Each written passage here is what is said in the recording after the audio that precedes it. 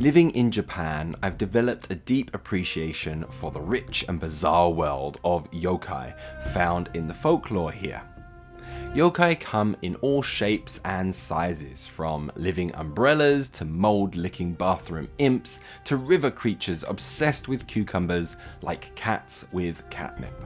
So when I get the chance to paint a yokai miniature, you better believe I'm jumping on it. Today we're painting the Jorogumo, a vicious spider that lures in human prey by taking the form of a beautiful woman and then devouring the poor souls who fall under her spell. This particular Jorogumo model is from Shadows of Brimstone, and it's posed dramatically as it races across the ruins of a Japanese temple. Now, when you think of threatening spiders, your mind probably goes straight to the shiny black of a black widow. But I wanted to break away from that trope. The Jorogumo is inspired by the Joro spider, a common species in Japan with bright yellow and black stripes. They look intimidating, and while they are venomous, they're quite benign creatures and do not pose a threat to humans. Still, that bold coloration is mwah for a miniature. Because the yellow stripes were going to be the most difficult part, I started there. Using reference photos, I mimicked the jagged edges of the real spider's markings with careful brush strokes.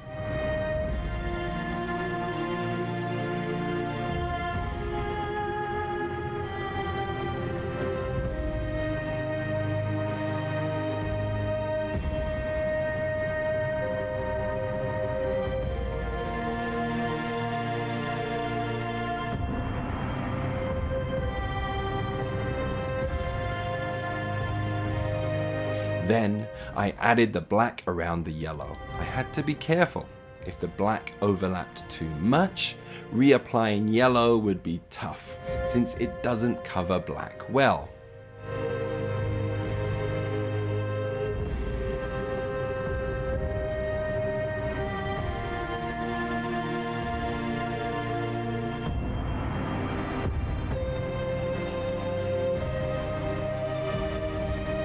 Since yellow paint tends to be a bit transparent, I gave it a second coat for better coverage.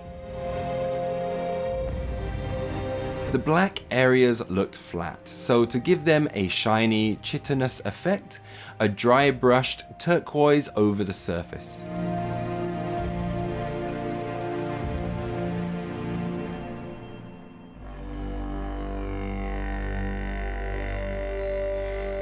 I followed that with a pale blue-grey dry brush.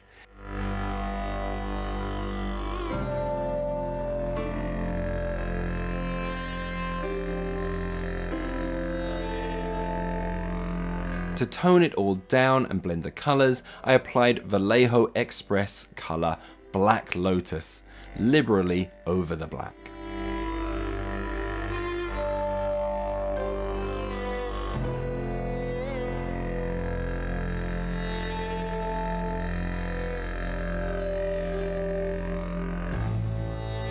Once dry, this helped reduce the chalky look of the highlights while keeping the shine. Dry brushing did dull the yellow a bit, so I reapplied another thin coat.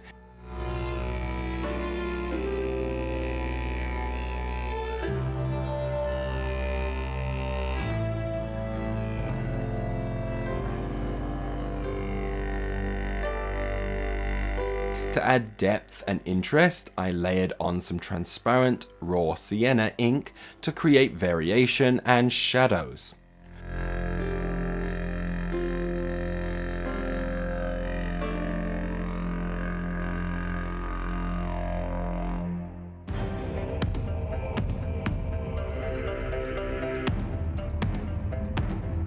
With the spider's body done, I turned to the human half.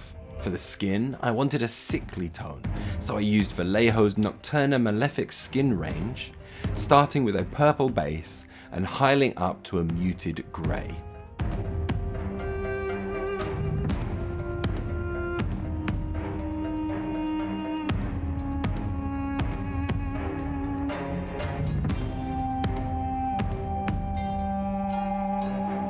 result? Properly creepy and inhuman. When it came to the clothing, I wanted it to stand out without clashing with the vivid spider body. This is where a color wheel comes in handy. Super cheap and super useful. Since yellow was my dominant color, I used the wheel to explore complementary options. I settled on a triadic scheme, red for the kimono and blue for the obi. I didn't want all the colors competing for attention, so I chose a strong dark red for the kimono and a pale desaturated blue for the obi to complement but not overpower the yellow. For the kimono, I laid down a crimson base with purple undertones and gradually layered more vibrant reds. I kept the paint thin so the transitions built up naturally from shadows to highlights.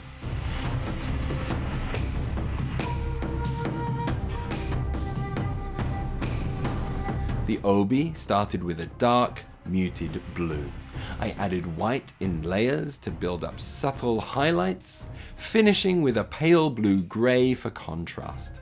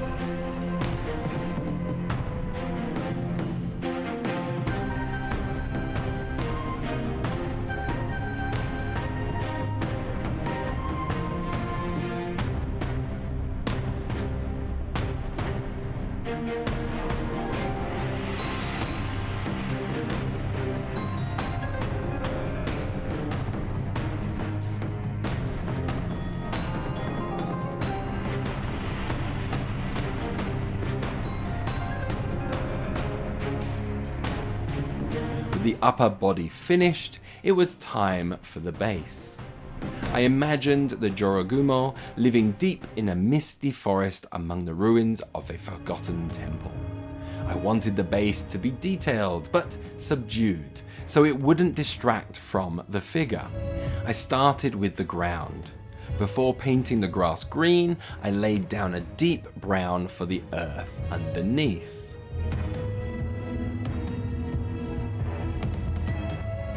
While that dried, I blocked in the temple ruins with a dark black green and used a dark blue grey for the stone.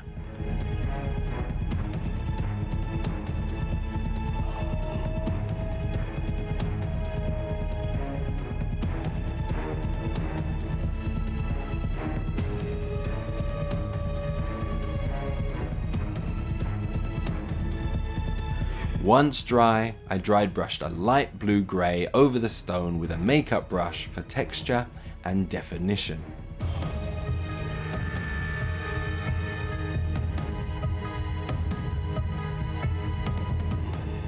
For the ground, I used a dark woodland green applied with an old frayed brush just for this purpose.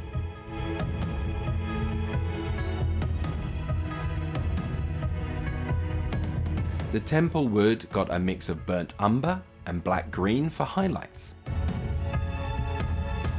followed by pure burnt umber focused on the raised edges.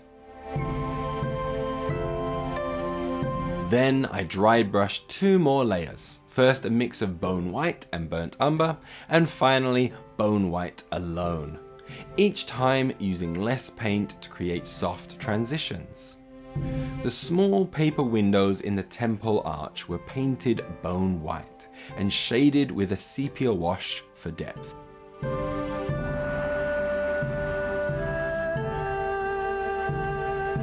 With everything ready, I attached the Jorogumo to the base and she was complete.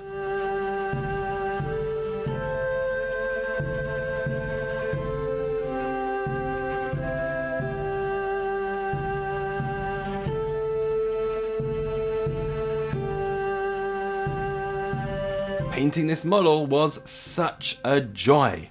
bringing together my experiences living in Japan with my love for folklore really made this project special.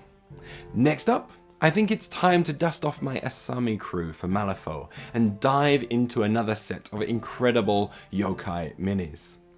What yokai do you think would make for some cool miniatures?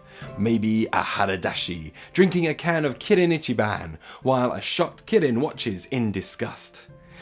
Anyway, it's time for a nap. See you next time.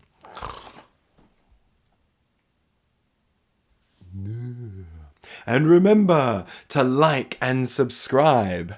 See you in the next one. Ooh.